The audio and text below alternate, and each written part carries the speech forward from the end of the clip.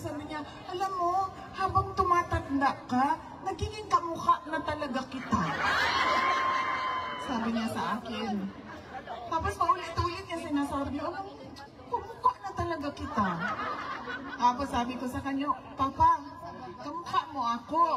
So, sinong mas maganda sa amin ni mama ko? Ako o siya? Ay, sabi niya, mas maganda ka sa nanay mo. Pero sa totoo lang, alam nyo, lagi yan, di ba, na sabi nila, ano daw, improvement of the race daw yan. Maganda ang nanay, mas maganda ang anak. Pero sa amin, hindi ganyan ang nangyari. Alam nyo po, mas maganda ang nanay ko kesa sa akin. Nasaan na yung...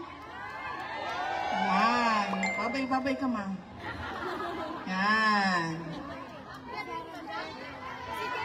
Kung ako ay 31 years old lang, ang nanay ko po ay 47 years old lang po.